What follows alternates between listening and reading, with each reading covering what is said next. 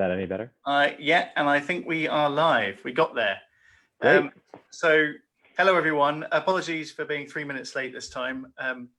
That was my fault for not properly testing the system beforehand, but there we go. We did 5 of them without hiccup, and the 6th one messed up slightly. But hopefully we are live now and everyone can see us. Really pleased to have with us Benjamin Baum, who is Vice President for Enrollment at St. John's College in Annapolis and Santa Fe. Ben, thank you very much for joining us. Really appreciate it. Thanks for having me. Glad to be here. Great, thanks. Ben, do you want to start off just by introducing yourself a bit and just saying who you are and what you do and why you do it? Sure. So my name is Ben Baum. Like Jason said, I'm Vice President of Enrollment at St. John's. I've been working in admissions now for over 10 years at 2 different institutions. My background actually, though, is as a lawyer. And so I came into this from a very different perspective than many people in admissions.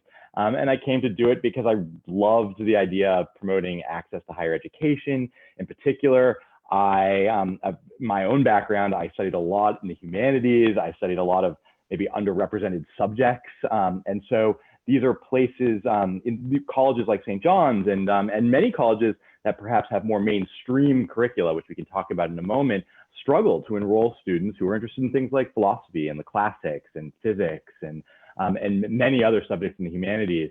And so a lot of my career has focused on trying to bring students into those fields. And that's a lot of what I've been doing at St. John's over the last few years. Okay. And so before we get on to St. John's, because that is the thing that I really want to talk about, but what is your background? Like, where did you study, Ben, and how did that influence what you ended up doing now? Sure. So I went to undergrad at Amherst College and I studied history. And then I actually went to the UK and I was at Oxford for over a year studying more history, and I studied English history in the 16th century, and that's a particularly appropriate place to do it. Then I came back to the US, where I went to the University of Michigan for law school. So I spent a lot of time studying all different things in a variety of different institutions. I practiced law in Boston for a number of years, where I'm from. And then eventually I spent 6 years working at Tufts in undergraduate admissions, and now over 5 years at St. John's, and right now I'm in Washington, D.C. That's where I live. The Annapolis campus for St. John's is just outside of Washington, D.C., but our other campus is on the other side of the country in Santa Fe, New Mexico. Yeah, where we all should have been in just a couple of weeks' time. Sadly, yes. So dare I ask, why did you swap from being a lawyer to going into the admission side of things in universities? I didn't love being a lawyer. There were lots of interesting things about the law. I worked for a big law firm, and those are difficult places to work, both because of the labor that you're doing, but also because if you don't love the law, those are it's hard to spend 20 hours a day working on discovery and legal briefs. And I quickly discovered after a few years working in a law firm that it wasn't my passion. It's not what I wanted to be doing. And so I looked to move into something totally different where I'd find more meaning in the work. And that's how I ended up working at Tufts in admissions. That said, legal issues come up all the time in what we do. And I've written a number of pieces on affirmative action in particular, and my perspective as someone who's studied law and understands the legal side of affirmative action, but also someone who's employed affirmative action in my day-to-day work. So that's one area of this. But in my day-to-day work now, I have contracts I'm signing. I have students who are challenging the institution on all sorts of issues. We have lots of questions in this moment about changing our curriculum. What happens if we have to be online? All these sorts of issues are legal ones in the end. And so it's a helpful skill set to have, even if it's not my daily work. Yeah, that makes sense. So now you're obviously enjoying yourself on the admissions side of things, hopefully more than you did in law. And absolutely. Obviously Tufts is a very different university to St. John's. So I'm not going to ask you why you left Tufts. That wouldn't be fair. But maybe make it more constructive. What made you want to work for St. John's? What is interesting about St. John's to you? Sure. I loved my experience at Tufts, and I left mostly when I was ready to take a step up and to step into a more senior leadership role. Mm. Uh, St. John's, though, was a particularly good fit for me at the time, and still is, because St. John's mission, I think, aligned with a lot of the things I cared about and a lot of my own experiences. St. John's has an unusual curriculum that I can elaborate on more extensively.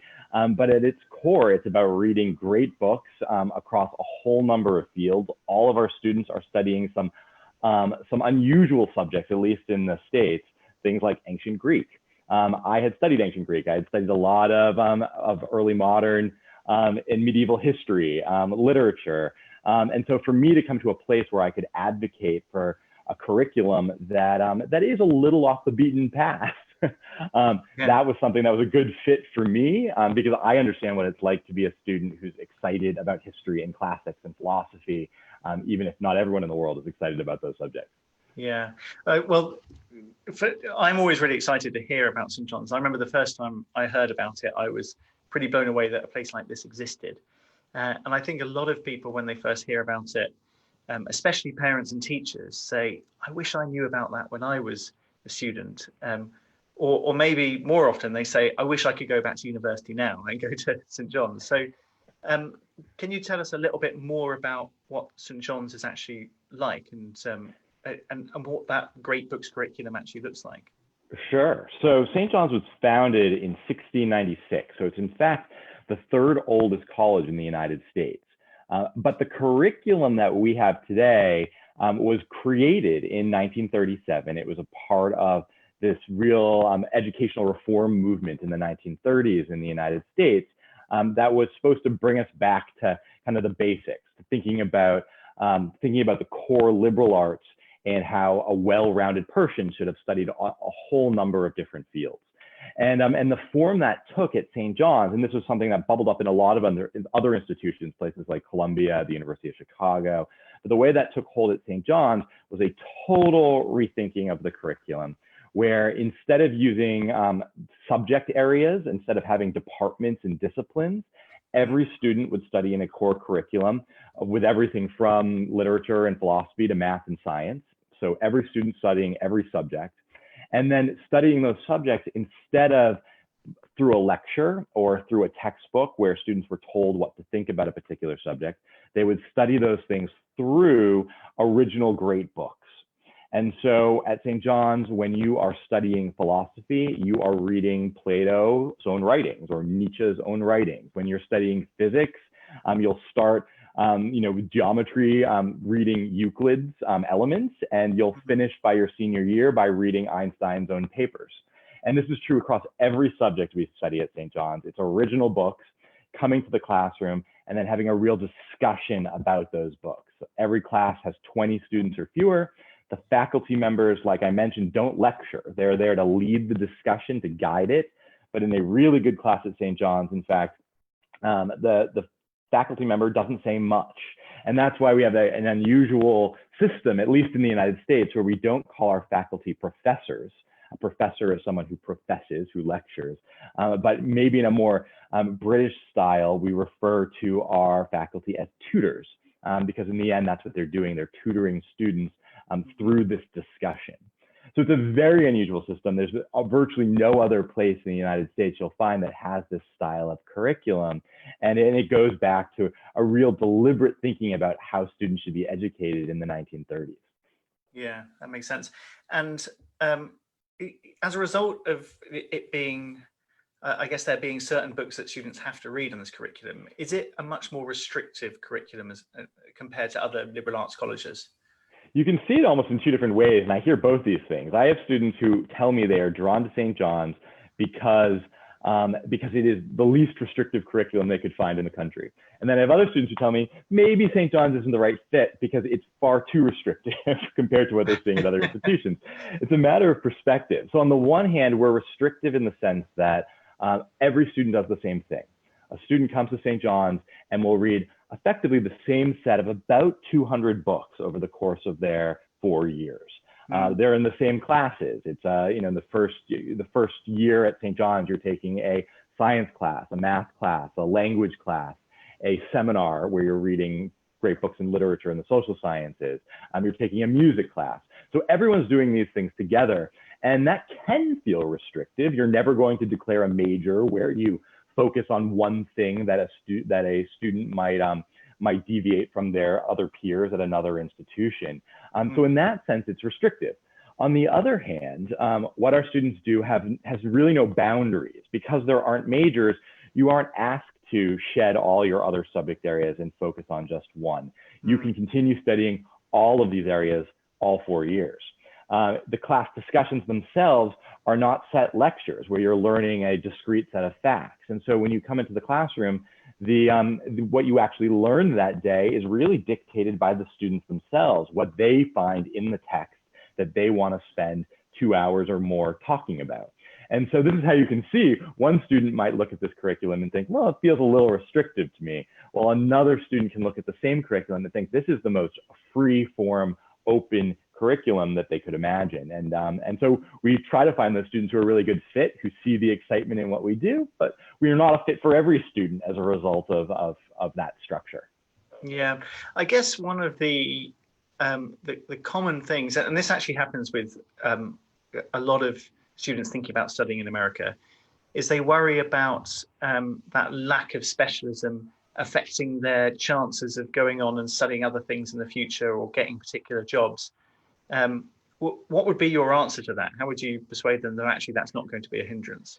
Yeah, and I think it's actually the opposite. I mean, we so closely associate a major with a career, and I think there's a long history to that.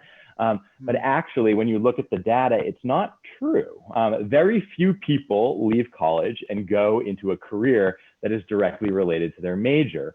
And again, all sorts of reasons why that would be true. Maybe the most obvious reason for that is that the world keeps changing. And in fact, the jobs that students will work in 5 years from now, 10 years from now, usually are jobs that don't exist in their current form today or in their future form today.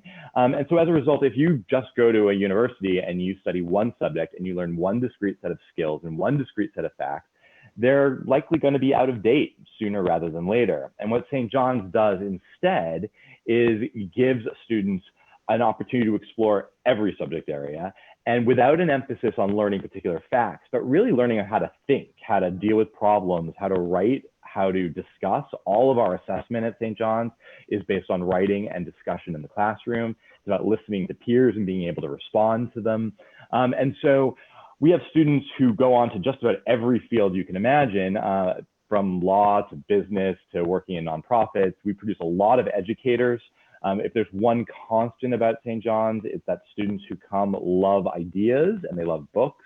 And so many of our students go on to graduate school. It's usually about 70% who go to graduate school. We're the #1 producer of doctorates in the humanities in the United States when you look at it by percentage, but we're actually in the top 4% in the sciences too. And so you find students who are coming, who are learning things at St. John's that they may have never thought they would have studied in the past if they were restricted to a system where they had to pick one thing. And as a result, all of these career paths open for them that I think in some ways they're better prepared for than they would have been if they had studied that one subject. Yeah, I think it's a really interesting fact about people going on and doing PhDs. I think a lot of people look at undergraduate liberal arts colleges and think, well, that's not a great place if I want to go and be a researcher because I don't have exposure to research. But actually the statistics are kind of the other way around in America, in that more students, or you have a higher probability of going on and doing a PhD from a liberal arts college than you do from a research university, which is strange. Yeah, I mean, our students aren't immersed in individual research when they're in our curriculum. And so sometimes, particularly in the sciences, you have students who ask, is this really a great fit for someone who's interested in research in the sciences? And the answer is yes, because so many of our students go on to do research in the sciences. But what they're doing at St. John's is they're learning the theoretical underpinnings of everything they're going to study in a lab setting in graduate school. And in addition to that, we have a really robust internship program in the summers that funds students to pursue internships that otherwise would have been unpaid. And many of our students, particularly in the sciences, are doing this to work in labs. And so they're receiving funding from St. John's, they're working in a lab, they're getting real research experience. But what we hear all the time from students who go on to to research jobs immediately after St. John's is that they have, they may need to learn basic skills, how to pipette in a chemistry lab. There are basic skills that need to be learned, but those are learned really quickly. The really tough skills that take a long time to learn, to understand why we're actually doing the work we're doing, what the meaning behind a particular experiment is, those are things that Johnny's come with that skill set already. And that often students who have been working in labs but never thought about the philosophical and theoretical underpinnings of that work struggle more to realize it, even at the graduate level. Yeah, it's interesting. As a person with a scientific background myself, that it actually sounds really appealing, because when I was at university, you had to just learn, I guess, modern techniques, modern mathematics, modern science, which is quite rightly built upon all these foundations that you, to some extent, have to take for granted, because if you don't take them for granted, you're going to be there forever trying to relearn everything. And it's only later, if you still have an interest in maths and science afterwards, that you start questioning those foundations themselves and want to go back and actually understand those original texts that were written. So it's actually quite appealing as someone who has more of an interest in the foundations of science than maybe the average person. So I would love to go back and read those books and be forced to read them, actually, and have time to read them. I find one of the most fascinating experiences our students undergo is in the freshman year, you're mostly studying ancient Greek texts across all different subject areas. And so when you study physics in the ancient Greek world, you're studying Ptolemy and you're learning about how the sun revolves around the earth. And you look at the math and it seems to make sense. And it's only as you progress mathematically into the future and finally get to Galileo and get to Copernicus during sophomore year that you realize the fundamental mistakes that were being made. And in some ways, you're going through the same process that these great thinkers went through themselves, having these ancient ideas that had a lot of meaning and a lot of truth to them, but had made mistakes. And that process, I think, is really eye-opening for students, both students who may love the sciences and students who may have been a little more concerned about what it meant to study the sciences. We bring a lot of students to St. John's who love books, and people often think books equals literature, and we study a lot of literature. But for us, books are literature. It's the sciences, it's math, it's music, it's really everything. Well, I suppose that's a common misconception about the phrase liberal arts anyway, is that people think it must be something to do with arts. But actually the original liberal arts included science. That's the idea of it. And we often when especially when we're traveling abroad, we often talk about the liberal arts and sciences to make that a little bit clearer. But even in the US, this is a phrase that just isn't fully understood. And so a lot of my job is spent explaining what the liberal arts mean more generally, rather than just what St. John's means. Yeah. So it's a fairly small college, isn't it?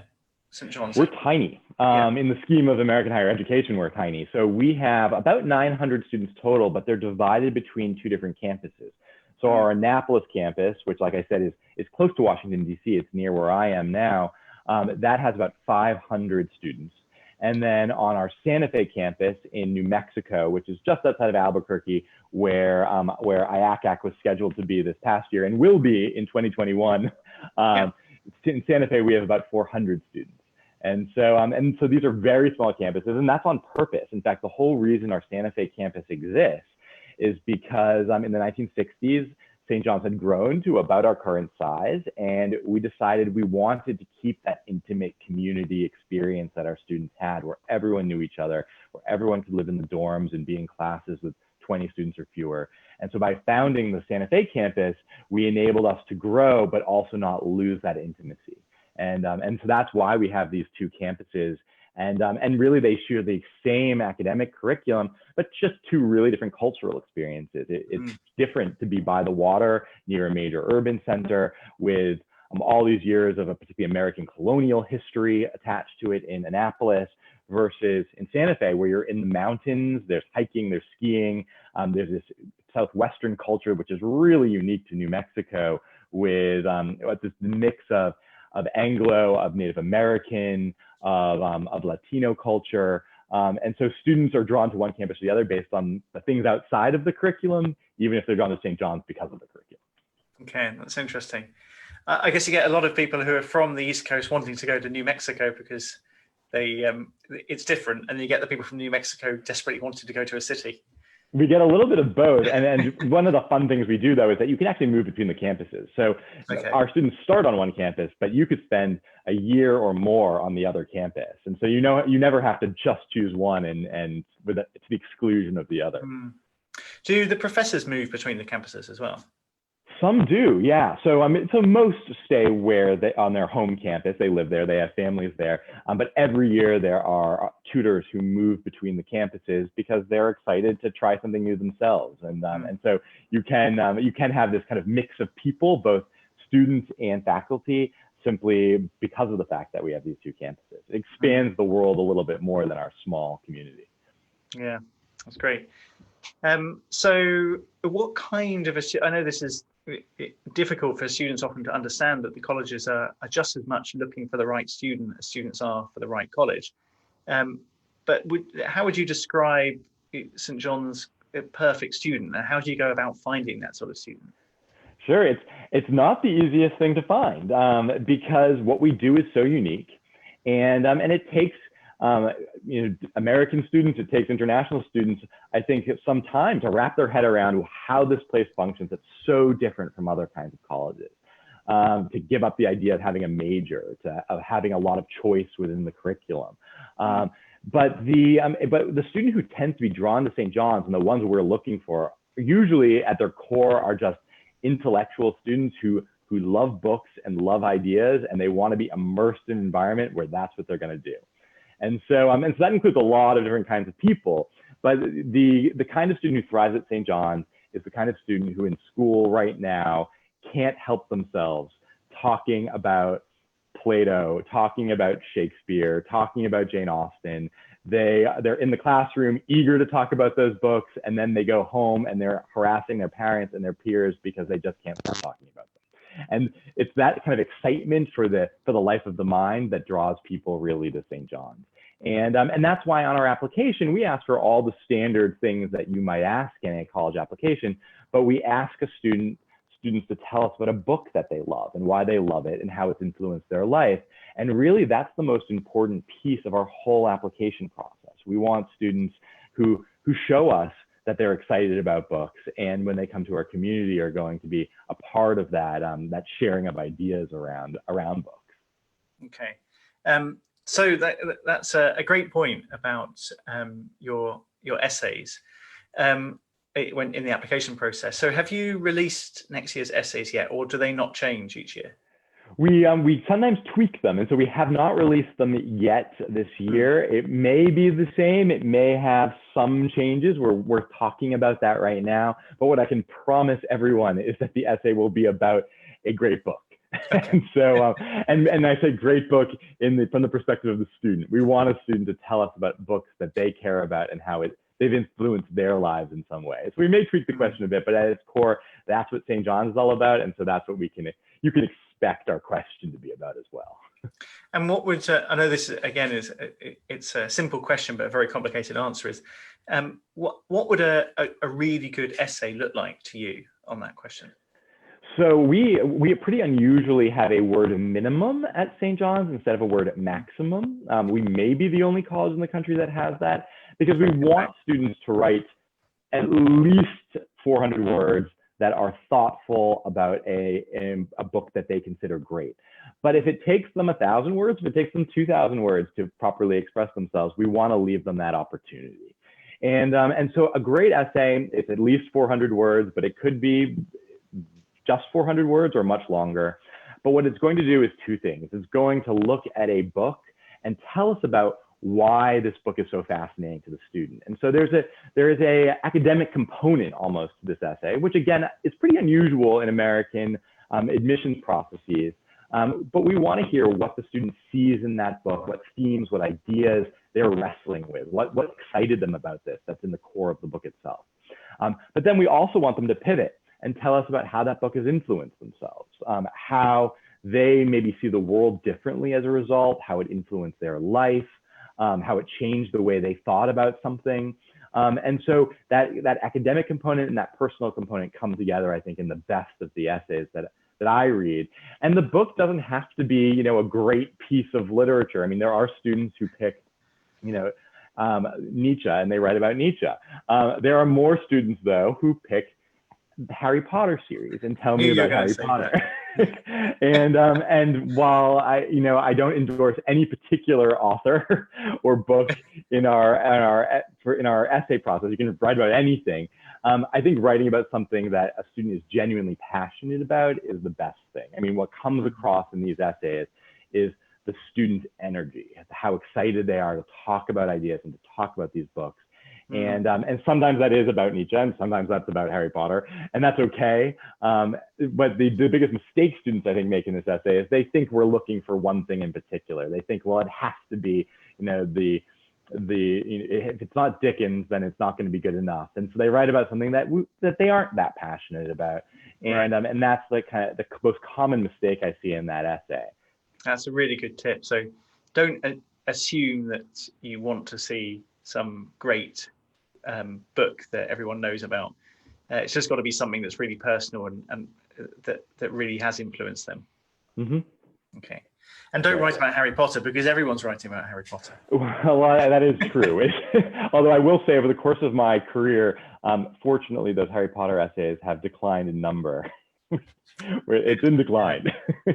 Yeah, I think it's a good tip for students in general, is to realize that what they're thinking about or what they're planning on doing might not be as unique as they think it is.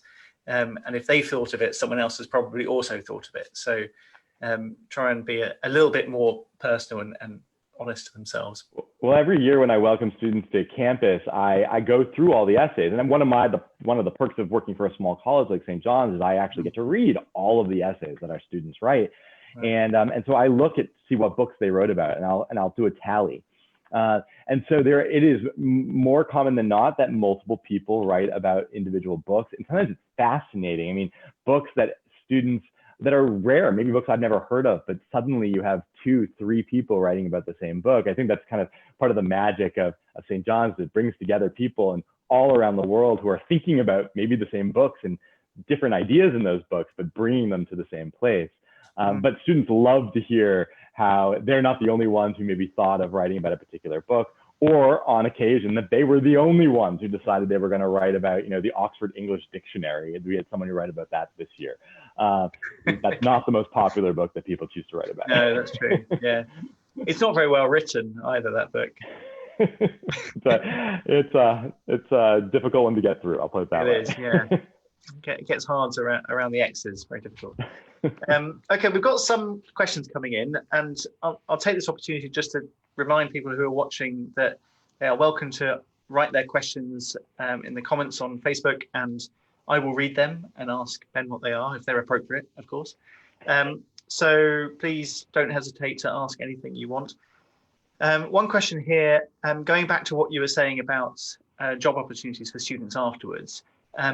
What sort of practical help does St. John's give students to help them find jobs afterwards? So we have a wonderful career center and center for professional and personal development on each campus. And so a small college with a big staff of people there to support them. We're running programs on a weekly basis that are resume workshops, interview workshops. We bring employers to campus to talk with students. We match students with alumni so they can shadow them in all different career paths. And then probably the biggest thing we do, I mentioned a little bit earlier, it's that the internship program that we run that provides funding for students who are pursuing internships in the summer. And about half of our students will do one of those internships over the summer. And you could even do them in multiple summers. But we want to encourage as many students as possible to try their hand in the summers doing something practical that may lead to a career outcome. And some of the most fascinating things I see emerge from that are not necessarily the people who are taking a straight line, but the students who come and they thought maybe they were interested in law, and they're studying some law in our curriculum. They do a legal internship in the summer, and they realize, actually, that's not what I wanted to be doing at all. In some ways, I went through a similar process. And so they have an opportunity then to think about that, and the next summer to do an entirely different kind of internship that leads them on a different path. And we encourage that kind of exploration. So a lot of the work we do is focused on those internships, on helping students apply for jobs over the course of their 4 years. But you also are emerging from an institution that's there to support you for the rest of your life. And so we have our alumni come back to St. John's to talk with our career center, to ask for advice in going forward with applying for jobs or applying to graduate school. It doesn't end actually at the moment the student graduates. Okay, that's great. And on that note, what would you say to parents? Because often parents are worried about job prospects afterwards, and especially international students. Their parents often ask the question, well, if I haven't heard of this college, surely employers won't have heard of them either.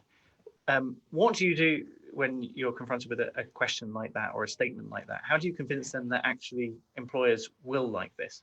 I think there's all different kinds of answers to this question. I mean, one of the things that stands out to me most is how interesting Johnnies are when they graduate, and both interesting in reality. I mean, they have these fascinating conversations. There are only so many people in the world who can engage you immediately on a comparison of Aristotle's ideas and Kant's ideas, but also just looking at a resume. I mean, you look at a resume for a student from St. John's, and what you're going to see is someone who's studied things that are different and studied them differently than nearly at any other college. And so frequently this comes up when I have students ask about things like law. So they're applying to law school, they're concerned about all those other students out there who may have done a pre-law curriculum or have studied law as an undergraduate.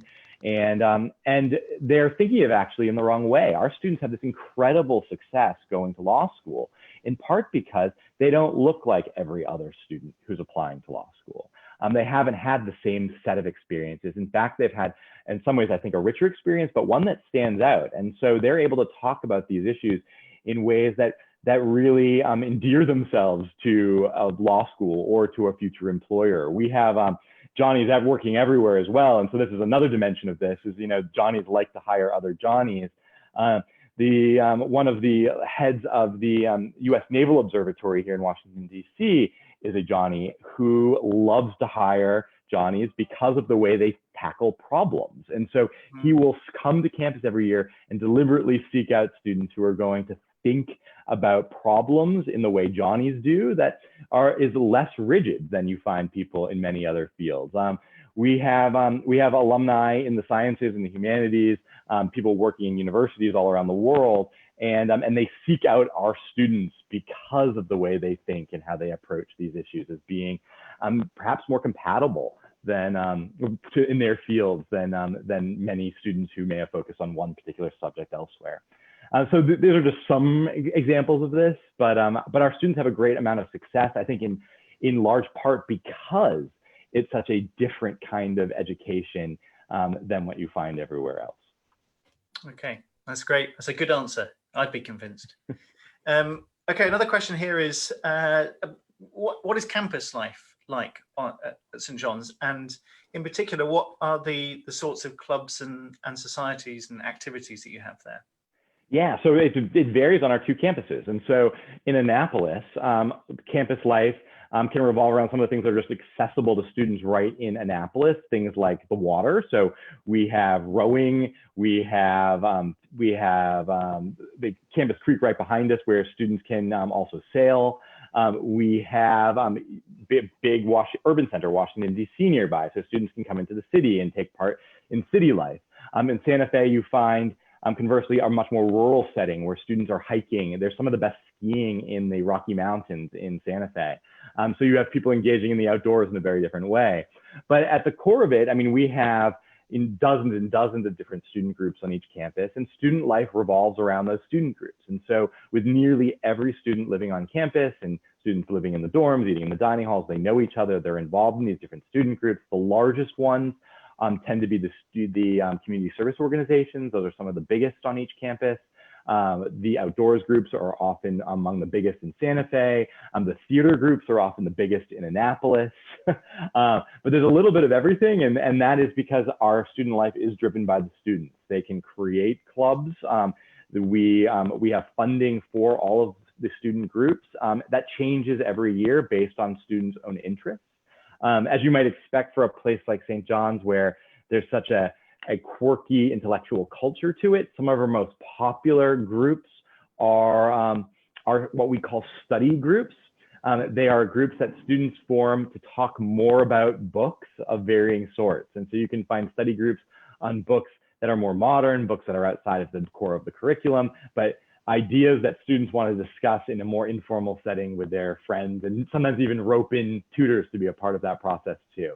So that's a pretty unique part of the social life at St. John's. Probably the most unique part though, and something that we're very famous for, is that we're actually the national collegiate champions in one sport, and that sport is croquet. And that, I think, sounds odd often in the UK. It sounds even more odd in the United States. There aren't that many places that take croquet seriously, but St. John's is one of them. And every year we have what's thought of as actually the most famous croquet match in the United States. It is St. John's College versus the United States Naval Academy. And the United States Naval Academy is located in Annapolis, next to our Annapolis campus. And so every year they have this really intense croquet match where usually between 5,000 and 7,000 people come to campus to watch the croquet match. And there's, they wear hats, they wear bow ties, they wear sundresses. It's a big kind of event. It's our answer to a traditional American homecoming. But students come, and visitors from all around the world come to watch a croquet match and to partake in a very quirky St. John's kind of homecoming. Wow. I really want to go and see that. When did you say that match is? It's every year in April. In April. Okay. I've got to wait till 2021. But I want to see that. And are there not that many other universities that play croquet then? I don't know the definitive number, but I can assure you it's not many. Not many, no. Slightly more than there are that play cricket. Well, there may be fewer than those even. So I do like what you said about students discussing books in a club after hours. For a university that concentrates so much on books, I think it's funny that there's also a book club. That's it's the nature of the students who are drawn to St. John's. I mean, exactly. Maybe that's where they discuss Harry Potter. Let's talk a little bit about this year. So obviously, we're all in a slightly different situation this year with regards to applications. First of all, with those who've been admitted to St. John's and they have committed, what is it going to look like for them? Is it different between Annapolis and Santa Fe? No, it's very similar. And so we've been working really hard to put together the best options for the fall that are the safest, but also I think meet our mission of educating students in this kind of intimate setting where people know each other and where classes are small. And in some ways we have some advantages in all of this. I mean, this spring when every college was forced to be online, we were also online, and that wasn't ideal. But what we learned was that in some ways our education can work better online than many other larger institutions. And so with classes that are smaller than 20, you can be in a setting like the setting we're in right now with 20 boxes, and you can see everyone in the class, and you can have a genuine discussion where it's not just listening to a professor lecture at you, or it's a pre-recorded class that you're watching later. It's still this engaging experience. And so with that in mind, we've gone into the fall offering effectively 3 different options for our students. On the one hand, we plan to be in person in the fall. We are developing a system where we'll likely have even smaller classes than we're used to, perhaps half the size of our typical classes, about 10 students. And that way we can socially distance students within the classroom itself. We're going to convert all of our dorm rooms so that students are either in their own dorm room or they're in a divided dorm room, so they have social distance space where they're living. We're also offering we'll have COVID testing on campus. We'll have special facilities for quarantine if they're needed, which hopefully they are not. And we are working actually really closely with Johns Hopkins University, which is close by to us. That has developed a really comprehensive plan based on all the best data from their own hospital and research facilities about how colleges can open safely. And so that is the core of our plan, is to be open on both of our campuses in the fall for our students. That said, we know you can't really take anything for granted right now, and things can change really quickly. So on the one hand, we're doing all of that. On the other hand, we know there are going to be students who are uncomfortable coming to campus, who are unable to because perhaps they're immunocompromised, or perhaps they're international students who may or may not struggle to get a visa in time to arrive by the end of August for our classes. And so with that in mind, we're offering online classes throughout the fall that will be hybrid and connected to our in-person classes. So we anticipate some number of students will be taking online classes all around the world and integrating with our community online that way. And then a third option we've also created is the option for students to defer their enrollment so that they can defer to the spring of 2021, starting classes in January. And so this option allows students to take a break for a gap semester. They'll start classes in January in person and then continue throughout the summer of 2021. And so they'll start their sophomore year at the same time as every other student who started in the fall of 2020. And so these three options, on campus in the fall, online in the fall, and then on campus in the spring, the idea is that's meant to meet all the needs of all these different populations who I think are struggling with what's best for them in this very unusual enrollment environment. Okay, that sounds good. I like the idea of hybrid lectures. That sounds great because it means that if students can attend, then they'll still get the benefit of being there in person. That's great. And if they're online, does that mean I can also go to the lectures? It does not. Although we are offering, we will be offering, at least in the fall, once our classes begin again, the option for students who are prospective students to sit in on classes and observe some, so they can see a little bit of what our experience is like. Normally we would offer that in person, so students come to campus and they sit in the classroom itself. But now they'll have the option of doing that online, and so so it is possible. Perhaps, Jason, if you would like to observe a class online, we could find one for you to do. Okay, great. The other question I was going to ask was about prospective applicants this year. So obviously, a lot of colleges have changed or altered their requirements slightly. Have you changed yours at all? Yes, in part, and only in small part, fortunately, because we've always been test optional. In fact, we've been test optional, I believe, since the late 1970s. Testing is not a particularly good way of figuring out whether a student is a fit for St. John's. We don't actually do much of any testing in our own curriculum. It's based on discussion and writing. And so SAT scores, ACT scores have never been a big part of our process. The exceptions for that have traditionally been international students and homeschool students who didn't have a formal high school education. And so we've made changes there. And so we expect homeschool students, it is okay if they can't submit SAT and ACT scores. For students who are educated in English in school, or English is their first language, like many students in the UK, they have never been required to submit test scores. And so that's not something they need to worry about at all.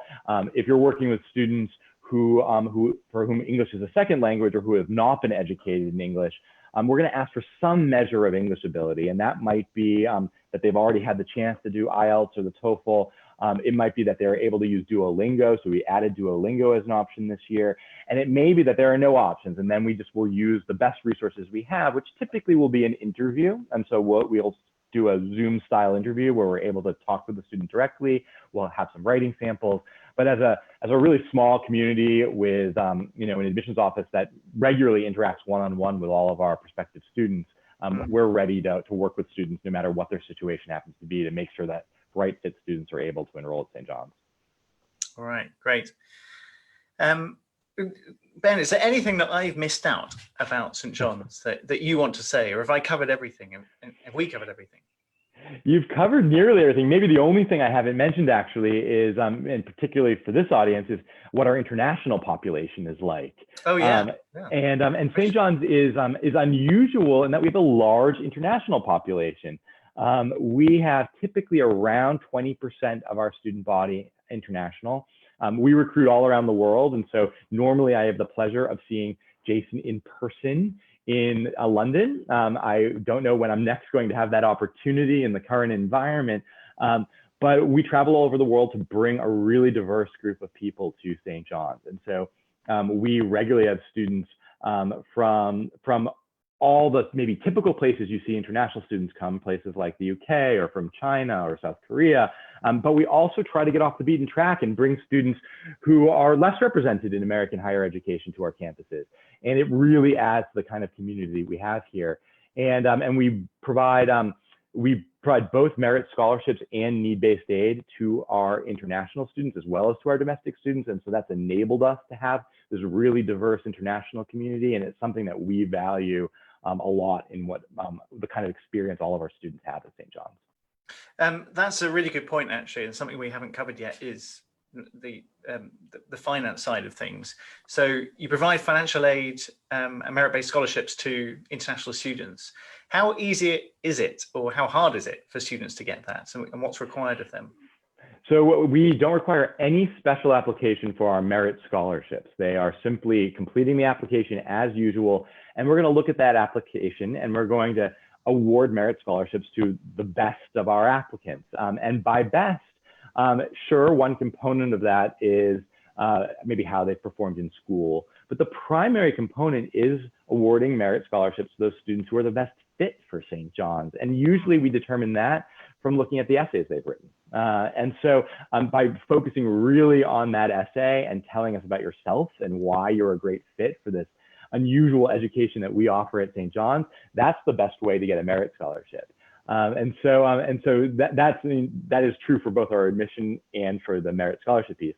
For need-based aid, we require those students who have U.S. citizenship to fill out the FAFSA. For those students who do not have U.S. citizenship, they should be filling out the CSS profile.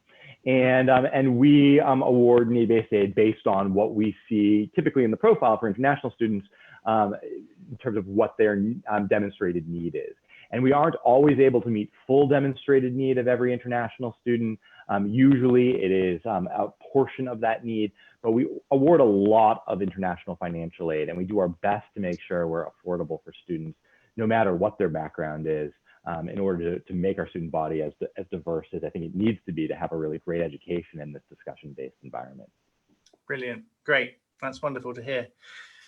Okay, well, there's no other questions coming in, so I think I'll just take this opportunity to say, Ben, thank you so much for joining us, and it's been really wonderful to see you and to hear from you again, and to hear about St. John's, and I really hope this has opened up people's eyes to the other styles of colleges that there are out there. So finally, Ben, do you want to just say how people can get hold of you if they need to? Absolutely. And so I actually work personally with all applicants who are coming from the UK. And so if you are a student who's listening to this, if you are a counselor who wants to talk with me directly, you are welcome to reach out to me. The easiest way typically is via email, at least initially. And so my email address is benjamin.baum, B-A-U-M, @sjc.edu. You can also find that email address if you forget it just by going to sjc.edu and looking me up on the admissions pages. But send me an email. I'm happy to chat via email, and then we can even set up a time to talk over camera like this. And I'm really happy to engage one-on-one with students and counselors to answer questions and even help along with the application process. Brilliant. Thank you so much. So Ben, thank you very much for joining us today. To those of you listening, next week on the 24th of June, we have Marilyn Scott, who is a college counsellor at the African Leadership Academy in Johannesburg. She is a really wonderful person, and the African Leadership Academy is an amazing place. It will really open your eyes as to what other kind of students and schools there are out there who are applying to colleges all over the world. So please do tune in for that.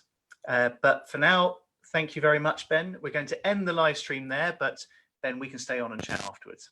Excellent. Thanks for having me. Thanks, everyone.